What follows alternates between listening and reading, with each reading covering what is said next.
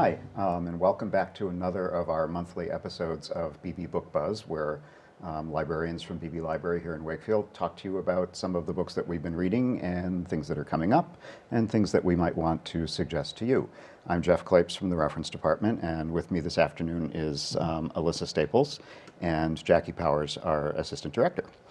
So I think I'll just dive right in and have Alyssa start with, you were reading, what was it again? Simon, yeah. So I'm reading Simon versus the Homo Sapiens Agenda by Becky Albertalli.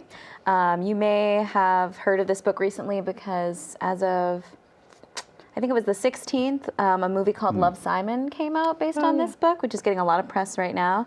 It's really well received, which I'm so happy about. You haven't seen the movie yet, have you? Not yet, but I'm going immediately.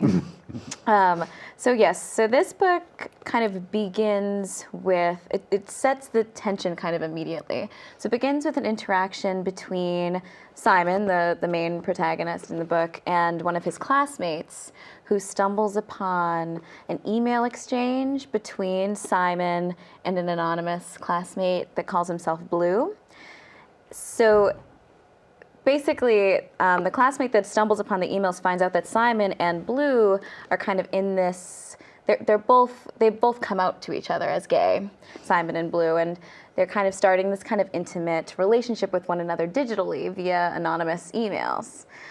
So right off the bat, you kind of have this secret because Simon hasn't come out yet to his friends and family. So there's this tension of, is this classmate going to spill the beans? What's going to happen? And also this secondary tension of who is this mystery Blue and who is Simon in this kind of digital relationship with. So that lends itself to a pretty quick read. I'm talking maybe like a sitting or two at most. It's pretty fast paced. It has really short chapters that are kind of interspersed with email exchanges between Blue and Simon, which are the sweetest, most heartfelt exchanges ever. I know you've read it, I read it too. and I think you agree with that statement. And Simon's voice, it's first person narrated. He is so authentic. You believe everything he says. Like, this is a high school junior in drama club with a secret and a great group of friends. Like, there's no doubt about it. It's just unique and realistic. And a lot of times I feel like books that have a super strong narrator, sometimes the secondary characters get lost a little bit. Not in this case at all. The entire cast of characters, whether like primary or secondary, have their own unique voices. They are well-rounded characters. You love them all equally, the good, the bad. So that's totally a joy to read, and it's something that I haven't read a lot of in a while, kind of that super well-rounded cast of characters. I really liked the alternation between the email exchanges, and like you would go into their personal world where they're communicating, and then it goes back to follow the regular action. Is this anything like, having not read it, but it sounds like Rainbow Rowell to me. Like, what was the one, not Landline, the other one? Was it Eleanor in Park? No, there was another one that she wrote about, it was one of her early books. It was about an email exchange with a coworker or something, but it's reminding me of that, and the kind of the very sweet, earnest kind of quality to it. Absolutely. I think Rainbow Rowell's characters are a lot like Becky Albertalli's. Their voices just ring so true. And they, both authors, I seem to like capture that youthful essence. Yeah. So But you're right, it seems so believable. She didn't seem like, sometimes you read, and I guess you'd probably call this a crossover, right? Because I think a lot of adults will read it because of the movie, but it's in many ways a YA novel. I read it mainly because it was on the list of, I had a list of things that were going to be made into movies this coming year, and it just sounded like it would be a fun read. I wouldn't have normally picked it up, and I loved it too. Yeah. But I kind of got the impression that it was just interesting to have someone who she's obviously an adult, a young adult, writing this novel, but you don't, sometimes in books like that, you feel like it's an adult writing Exactly. As a young adult. Right. And this didn't feel like that. This Yeah. really, like, it was so believable. I totally You could agree. totally immerse yourself in what you felt was like, I mean, it's modern, it's not my high school, but it was, so much of it is the same. Which has to be difficult to put yourself back in that state of mind. And it's Yeah. filled with those uncomfortable high school moments, Yeah. and whether you're gay, straight, somewhere in between, some of that is just so, Yeah. like, I don't know, it's so universal. Well, and I think that was kind of the point of the title, which they changed. I kind of see why they changed it for the movie, because that's a really long, complicated title for like movie And kind of advertising. an inside joke. And it's an inside, Right. because the idea behind the title is that he at some point kind of, by going through all of this, is kind of irritated that why doesn't everybody have to come out, you know? Like, it should be that everyone has to do that, no matter what your circumstances. Exactly. Like, There's no you should have to come assumed. out as straight and like Right. tell your friends and like go through all of this trauma. Right. Because he's like, you know, why do I have to do this and other people don't? Right. And I mean, it's a burgeoning human thing. sexuality is Yeah. uncomfortable for everyone. It is, Right. and you can see that with all of the other characters are going through their own stuff, and it's a horrible time. It is. But it's still, a lot of the times I can't read about high school because it was so traumatizing. But this book genuinely is a happy, joyful book that is totally, really out of my comfort zone. I don't really dabble in YA too much, Yeah. but this I would recommend to everyone, no matter the age, Yeah. and even more poignantly for anyone who is just exploring their sexuality as a young person or thinking about coming out. And Yeah. I mean, even more so for them, but it's really for everyone. Yeah. Yeah. I think it would make a good, well, I actually think it was on our high school suggested reading list. I think so. It's a great book for anyone that age, or their parents too. So, Jackie, what about you? Well, Alyssa tells me the book I was going to talk about is also going to be a movie or a show or something, which I did not know. It's called Sweetbitter by Stephanie Danler, and it came out in spring of 2016, and I have been meaning to read it forever. I think I floated it for Books on Tap, and they never picked it, and it's one of our book groups. And so I've been meaning to read it, and then it came up as an ebook. Right now I'm only doing ebooks, which is why I don't have it. I'm technically on maternity leave, so I need multiple hands to do things. So I have to be able to prop the book up and turn the page with an elbow. But I really I did finally read it, and I really enjoyed it. It's kind of coming of age. The main character's a little older. I think she's like 22. And what's interesting about her, and I didn't realize this until halfway through, you don't know her name until all of a sudden, literally halfway through the book, someone says it, and you're like, oh my God, I didn't realize we didn't know her name. She was just sort of the narrator. Wow. And right from the go, you like from the first paragraph, you have her backstory, and that's kind of all you ever get. She drives to New York City. It takes place in New York, mostly at a restaurant, a very upscale restaurant, but also in other parts of the city, in her apartment and various other bars and things. But in the first paragraph, basically the first page, you find out that she has driven there by herself. She just packed up and left. She didn't have a great childhood. Her mother had walked out on her and the father never really got over it. And so, would forget her birthday and things like that. So she didn't have a great childhood. But she kind of, while she refers to it not being good, she never really elaborates. You don't really ever get more than that.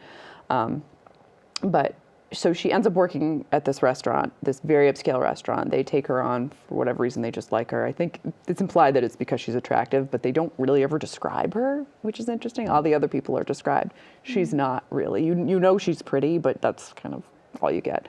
But it's really wonderful if you like a sense of place. It does New York really well. It also has, I think you could argue that both New York City and the restaurant itself are characters. It's very much like the place as a character. And the whole thing takes place in a year. It's broken into 4 sections by season, and there's not a lot of closure to it, and it's really just her working at this restaurant and the relationships she forms, and you're surprised by how quickly these relationships form. and kind of alliances and cliques and things. But these people work constantly. I mean, they work long hours, they work weekends, they work nights. They're there all the time. So I liked it because I like food and I like wine, and there were aspects of that mixed in. But it's really about relationships and how people can become so intensely intertwined so quickly, only to have them literally, like, you get the impression that once the book ends and her situation changes, that's it. Like she probably never sees any of these people again. Like Just they're as not. quickly as they formed, It's gone. Yeah. And you wonder you're sort of left like wondering what's going to happen with her. And it's one of those books I would almost like a sequel because I feel like she's young and she's got a lot more to tell and to learn, and she even, you can see her grow in this year. But it was really well done. The language is really visceral. There's a lot of because it's about restaurants. There's a lot of food references and descriptions of things in food terms. And that's totally unlike the kinds of things you normally like to read. I know, which is why I've been meaning to read it forever.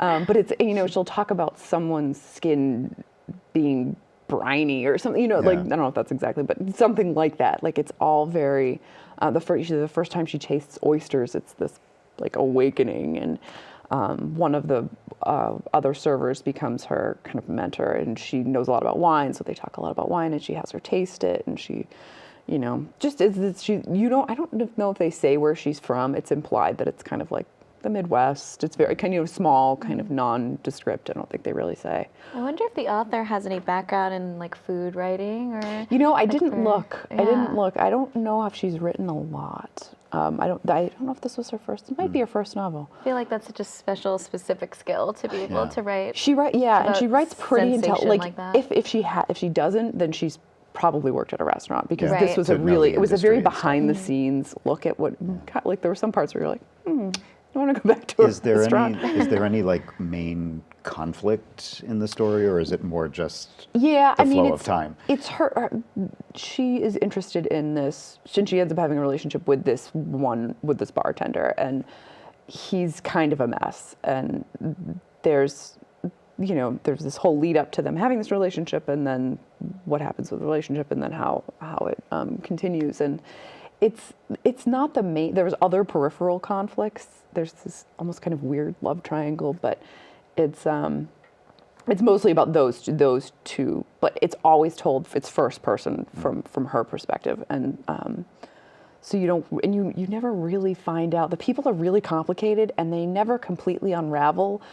But in a way that they wouldn't to her either. She only knows them for a year. They keep some things keep quiet about, and I don't know. It was very much a character study from both the perspective of the actual characters and the restaurant, and I think New York too. That sounds great. Really well done. Really excellent language. Like I said, visceral was the word that kept coming to mind. Food, a lot of food images that were sometimes a little uncomfortable, but I think that means it was well done. Right. Yeah. What kind of restaurant was it again? It's did you really say that? upscale. I think it's. I don't know if they ever really say. I think it's one of those kind of bistro. It's supposedly been in business for like 20 years. So I don't think it's specifically French or anything, but it's. And it's not supposed to be like a particular real restaurant. Not that I just, could tell. It was fairly generic. They didn't get too into the details of like what the specific items. It seemed like heirloom tomatoes and like a lot of stuff like that. So not any one specific culture that I could pin down. But I highly recommend it. It was really, really well done if you like food. So visceral writing and heirloom tomatoes. There we That's- are. It sums it up. Yes. That's everything. I'm actually, I want to talk about something that I know you've read. Yes, and loved. And it's funny because I'm not a huge mystery reader. I like mysteries, but I'm not one of those people who constantly has to be reading mysteries. And when I do read them, it's usually something that's, I really like mysteries that focus on some kind of theme. Usually for me, it's place. But yeah, me too. And actually, the reason I started reading these, it's actually a trilogy. I'm talking about all three today, but The Fire Pit is the third and last.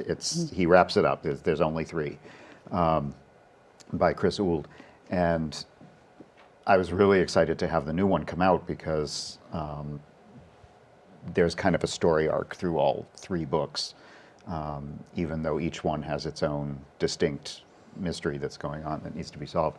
But the reason I picked him up initially a couple of years ago is that I did a book list for the library for fiction that takes place on islands. And I love islands both in real life for traveling and also in fiction because they isolate the characters. It's like a locked it's like a room. locked room mystery almost because there's something about an island that means that the characters have different relationships with each other because they tend to be more insular communities. They may be very, in this case, they take place on the Faroe Islands, which are very isolated. They belong to Denmark, but they're like out in the middle of the Atlantic Ocean and they're freezing cold and wind blows all the time. And it's a fishing community and that kind of thing. I think the whole population of the Faroes is like 25 or 30,000 people. So that's a place I've always wanted to go. So I was really excited that there was a book that took place there so I could get a feel for what it was like. And he does a really good job. The first one is called The Blood Strand. And then it's followed by The Killing Bay. And this third one, The Fire Pit, just came out this spring. And again, you do want to read them in order. So although I'm kind of talking about The Fire Pit, I want to emphasize that you would really need to start them and read them in order because there's 2, it's kind of different from some of the mysteries I've read because there's 2 main detectives. One, the more main one is called Jan Reyna, and he's actually he's British, but his family is originally from the Faroes, and he lives in Britain, and he goes back there, and that brings up all kinds of stuff from his past. And then he works with a guy named, now I've lost him already. I can never remember how to say his Hjalti. name. Hjalti, yeah. Hjalti Hense is a local guy who's actually a detective on the police force in the Faroe Islands itself. And so each of them is kind of dealing with whatever mystery is going on. And because Jan, the British guy, is not really local, it's one of those mysteries where he's helping out because he has the skills and the professional background, but he's a little distanced from it because he's not officially on the force. And so all 3 of them, each one has a standard murder mystery that gets solved. But in the background of all 3 are Jan's personal demons because his mother was originally from there, and there's issues with his family, and the author leaves a lot of that unresolved from one book to the next. And so this one, Jackie, you'll be pleased when you finally read it. They tie it all up. They tie it all together. So not only does it solve the murder mystery that is here in this 3rd story, but it actually, the murder itself ties into the mystery about his family, which is great. So there's all kinds of threads that kind of, you can see them coming together as they get towards the end of the book. So I really love The Sense of Place because it's such a bleak landscape, but it's such an interesting culture. It's Danish, but it's not because they have their own language. And the culture when you're on, if you don't know anything about the Faroe Islands, it's actually a whole series of islands. There's like 20 islands that are kind of very close together in an archipelago, and some of them are connected by tunnels or bridges, and some of them aren't. And so it can be really isolating if you live in these little... Claustrophobic. Yeah. And if you've ever been to Norway or Iceland, it's that kind of atmosphere where there's lots of mountains and fjords, but very stark landscape. And he does an excellent job of describing, because I remember reading it and then kind of doing like a Google Street View type thing, and he really captures it. I mean, it's exactly what I was picturing. Although obviously the story is fictionalized, but most of the places that he talks about are real. So you can actually like Google Earth them and get a sense of exactly what it looks like to be in that little village, because it really exists somewhere. I would say it's an amazing read-alike for Peter May. Now you've read Peter May, I've read Peter May, yep. And I've read a few of I read that series that starts with the Black House. Yes. Yep. That's the series. He did write But he another has some others. standalone that I read too that took place in Canada, very remote okay. Canada. It was just one. And that was also kind of the same. Yeah. And this also reminds me of, I don't think you've read them, the Anne Cleves, the Shetland series. They take No. place on the Shetland Islands. Oh, okay. They actually the BBC made a show out of it. The main character's name is Jimmy Perez, and he's a detective, and it's very similar to this. Yeah. I think there's like 7 or 8 of those, but those are really well done too. And they're the same kind of like these insular Yeah. communities and the Peter Mays take place in the Shetlands too, or at least the series that I read. The Black House takes place in Lewis. Is that Lewis the- Island, right? Yeah, it might be. And actually, it's kind of similar because I remember the main character in that is someone who Was from there and was left. from there and left and then Yes. goes back. I actually get So- the two of them kind of in my head a little mixed up. Yeah. They have the same kind of detective character who leaves and has something happened. And he's in flawed, and happened he in has England. some stuff in He's his flawed, background, and then he and- comes back and And so he's kind of battling his own personal demons while he works on that the was current. a trilogy too, wasn't it? I think so. Yeah, and it was And it was tied up another in- one where they kind of like you could read them separately, but You wouldn't you want really to. you would miss a Yeah. lot if you didn't see how they all went together. And I did the same thing with those, where if you go on Google Earth, believe it or Oh, not, yeah, I like, did that too. You You can can find be in the pictures middle of of black nowhere houses. on the Shetland Islands, and you can do street view and see How do they like get there? how did they get there? And you can see exactly where they're talking about. And it was again very like if you like a sense of place. The other people I think who might enjoy this are, although they're nowhere near as intense, but the Stieg Larsson. Right. Girl with the Dragon Tattoo series. If you like Scandinavian, the kind of It's the same feel. The feel. Right. It's just like the you said, feel yeah, not of the quite bleakness as and intense. tone. Yeah. and the sort of like very muted tones of the landscape and the people and the culture and stuff. I think people would like that as well. When we talked about it earlier, it reminded me of the show that I think you watch it too, Broadchurch. Oh yes. Oh yes. Did you watch? I just watched the new Did you see? season. I we just saw the third season. Yeah. But it's also that tight-knit community where it's the same like main detective characters, but the background characters kind of weave in and out in different ways and in different capacities, which just Yeah, it's such that's a good show. perfect Yeah, it's an analogy. yeah. And I think like Broadchurch, you could watch them out of order, but you'd miss a lot if you you'd did. miss- You right, really yeah. want to see It's them the character character development. arc, because Yeah. the characters grow, the main characters, and some of them come back. Like the Right. ones where they were really big in the first season, and then in the second and third They seasons fade. Not so they much, fade, and- but they come yeah. back in some way. Yeah, these are similar. So again, yeah, Chris Ould is his name, and you want to start with Bloodstrand. Okay. And That the sounds nice great. thing, although I'm disappointed because I want him to write more, and maybe he will do some standalones, but I'm kind of disappointed that these 3 are. I feel That's like it. he could take off with Yalti. I think he could do There's definitely characters spin-off where he there. could go off in a different direction. And There's actually, a woman on there. in this that one, a lot of it takes place in Denmark, Oh, okay. back in Copenhagen. So that makes me think maybe he could branch out into some other stuff. So yeah, we'll see. Alyssa, you had brought another book that your I did. Books on Tap is doing. I haven't started it yet though, so. So sell it to us. Okay. Well, it's Why did they for, pick Right, shameless plug first and foremost. It's for Okay. Books on Tap. It's a book group at the library that meets outside of the building at local restaurants and bars. But my group actually picked this for themselves, and I think it's an excellent choice. Girl Waits with a Gun, which was big a couple years ago. I recognized the cover right away when I looked it up, by Amy Stewart. So it's an historical fiction novel based on a real life, either woman or sisters, the first female sheriff in America, apparently. What time period is that? I think it was 1914? Wow. I mean, Ish. just based on her. 1920? Yeah, it looks I wrote like it down. late teens, early 20s. Yeah, it looks like late teens.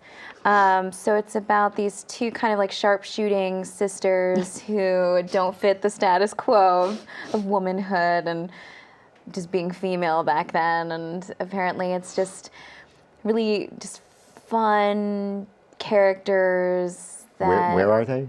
Are they Oh. like out west somewhere? Or? Yes. Yeah. like Wild West, like women with guns. So I think I'm gonna love it. It sounds fun. And it looks, I was just noticing on the cover, it says a Cop Sisters novel, which implies to me that there It's a series. are It's a more. series. Yeah. This is the first in the It series. makes me I think think of there are Thelma 3. and Louise. Or Yeah. Yeah, exactly. Yeah, so I'm excited about that. If anyone's interested, we have plenty of copies at the library. I think it's interested. going to be a good one. Good. Yeah. I had actually. Oh, did you have anything else to mention? I had, well, I had, Yeah.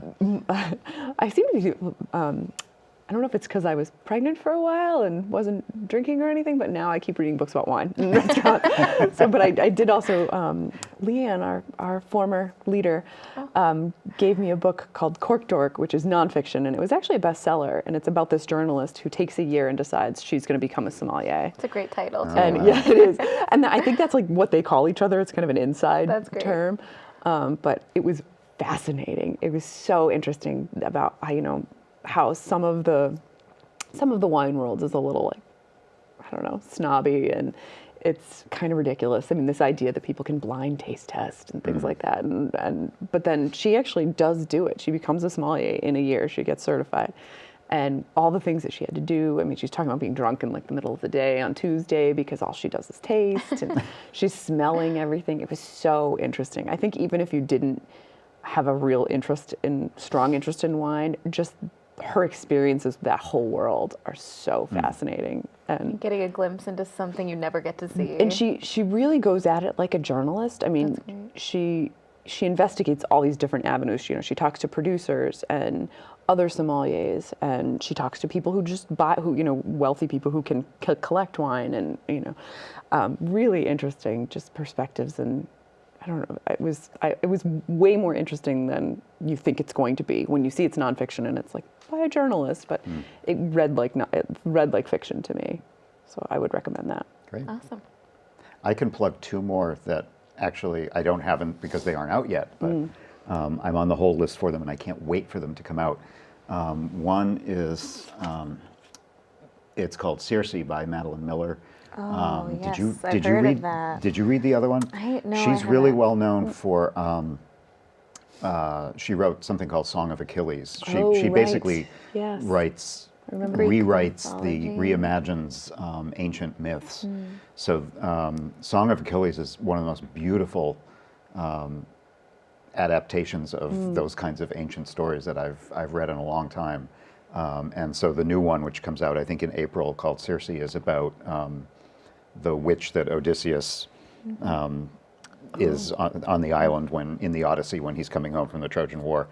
But her writing style is just incredible, and like it makes ancient stories come alive in a way that Karen, I know, has read them, really liked them. A couple of years So I'm ago. looking forward to that. The other one is Alan Hollinghurst, who's one of my favorite writers too. He has won a number of awards, including the Booker.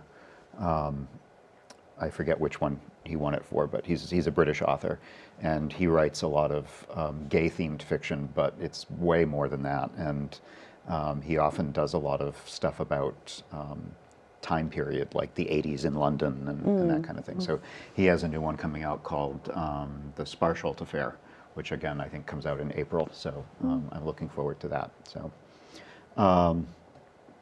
I think that's it. That's all I have. And I want to thank you for joining us this afternoon. And I hope you will join us again in a month when we talk about more books. So thank you.